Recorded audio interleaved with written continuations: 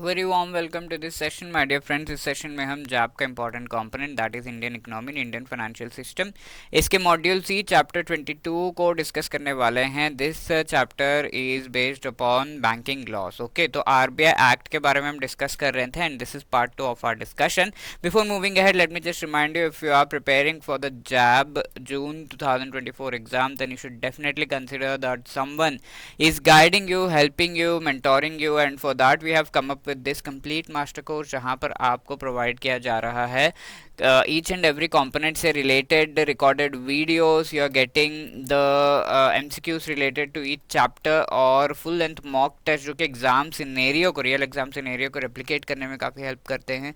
We also have the short notes जिसको आप use कर सकते हो so as to revise before the exam, and also we have the live classes जहाँ पर आप इंटरैक्टिव तरीके से इन सारे के सारे चैप्टर्स को बहुत ही जल्दी क्विकली कंप्लीट कर सकते हो before the exam. If you want to avail this master course you can click on the link given in the description. आप इंडिविजुअल सब्जेक्ट्स, इंडिविजुअल कंपोनेंट्स के मास्टर कोर्सेज भी अवेल कर सकते हो। फॉर एग्जांपल आपका एएफएम हो गया but बाकी सब रहता है, तो you can just take the master course of other 3 component. ठीक है, वो भी आपको, उससे रिलेटेड लिंक भी आपको डिस्क्रिप्शन में मिल जाएगा। So if you are availing this right now you can click on the link in the description and use the code JIAB JAB85 so as to get 85% discount on these courses. Okay, so let us discuss the continuation. ठीक है, हम कुछ जो important sections है RBI act के वो हम discuss कर चुके हैं, बाकी अब देख लेते हैं। तो चैप्टर 2 में we have incorporation, capital management and business related. अब सेक्शन 17 ऑफ आरबीआई एक्ट देखते हैं। तो यहाँ पर दिया हुआ है कि आप आरबीआई एज एन एंटिटी कौन कौन से बिजनेस करने के लिए परमिटेड है। So RBI can take deposit with interest, without interest, and also purchase and sale forex securities, rediscount bills, promissory note. ठीक है,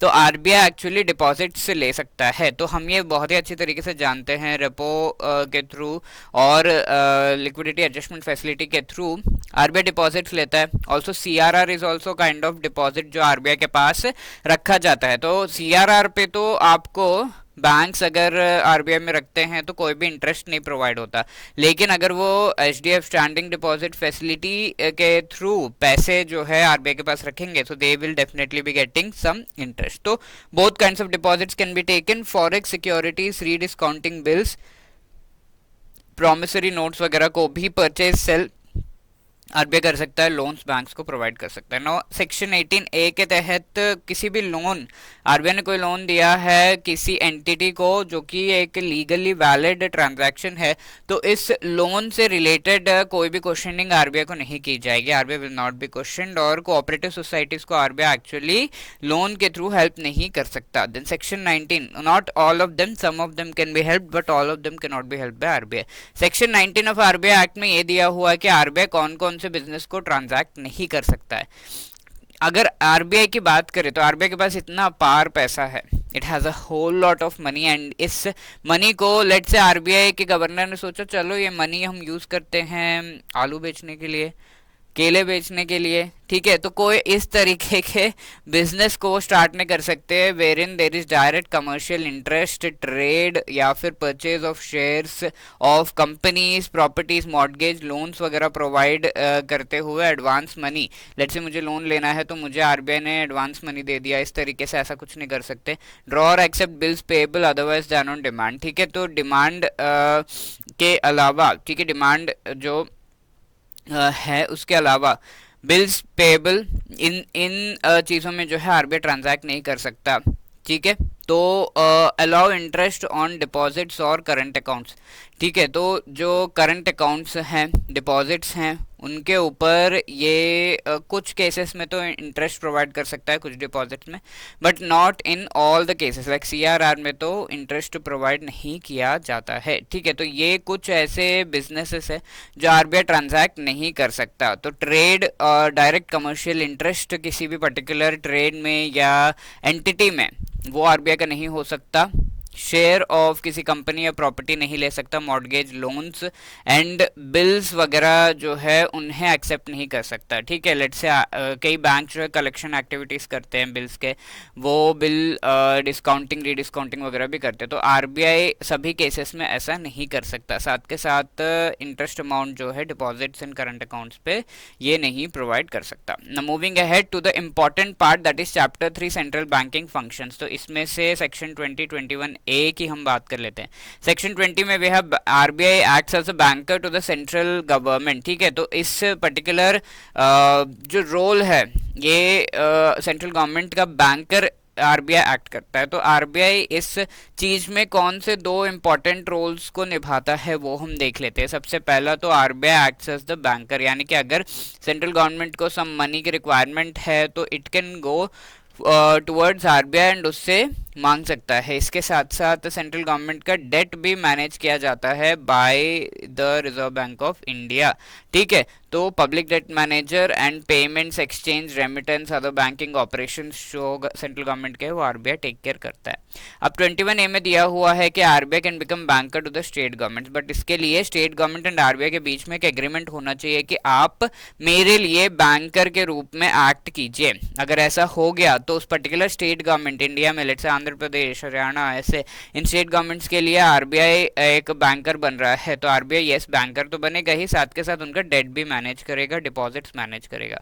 आरबीआई एक्ट के सेक्शन 22 एंड 24 में भी इंपॉर्टेंट जो प्रोविजंस दिए हुए हैं। सेक्शन 22 में ये कहा गया कि RBI will be the sole authority to issue the bank notes. Government of India पहले इश्यू करता था बैंक नोट्स, अब इससे गवर्नमेंट ऑफ इंडिया से जो ये वाला पावर है वो आरबीआई को ट्रांसफर कर दिया जाएगा after the RBI act has been into force.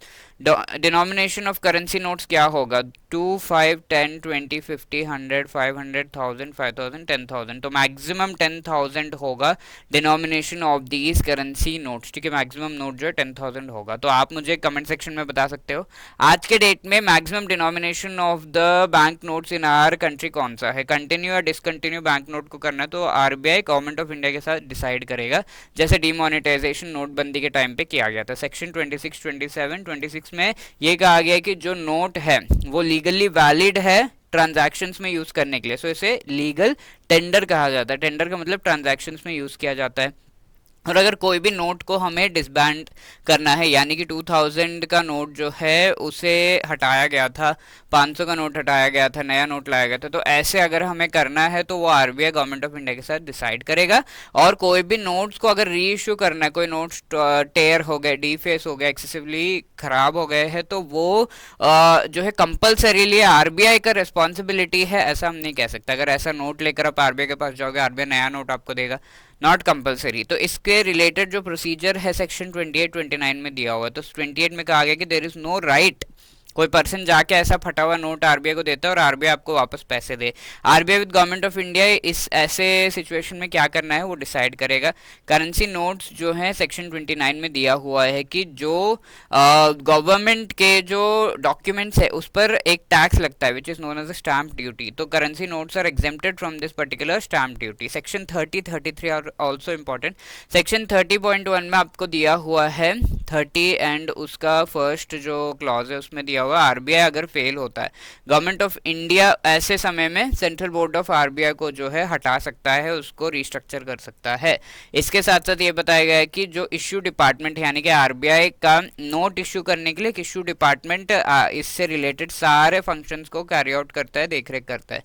तो इश्यू डिपार्टमेंट को नोट इश्यू करने के लिए अपने पास खुद कुछ एसेट्स रखने होंगे ना। ठीक है, ये काम जब किया जा रहा है वेरी रिस्की, तो उसका रिस्पॉन्सिबिलिटी इशू डिपार्टमेंट का हो जाता है। तो गोल्ड कॉइन्स, गोल्ड बुलियन यानी कि जो बिस्किट वगैरह आता है ना गोल्ड का, foreign securities, rupee coins, rupee securities, ये सारे आपके जो हैं आरबीआई के पास in the form of assets होते हैं।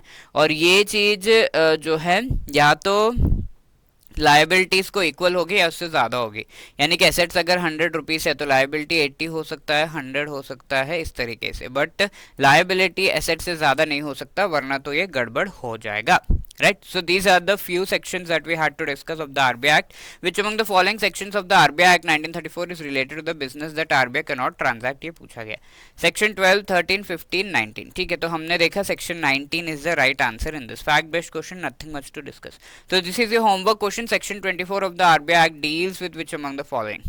Payment system, RBI having the sole right to issue bank notes, denominations of bank notes, या नन ऑफ द अबव। बहुत ही सिंपल क्वेश्चन है, आप फटाफट से मुझे आंसर कर सकते हो in the comment section. And if you have any other queries you can always drop you can always call us on 8146207241, या फिर you can drop a mail at hello@edutab.co.in। इसके अलावा अगर आपको ये वीडियोस अच्छे लग रहे हैं so you can just let us know by dropping a comment in the comment section, या फिर dropping a mail at hello@edutab.co.in। Thank you so much. All the best for your preparation. Jai Hind.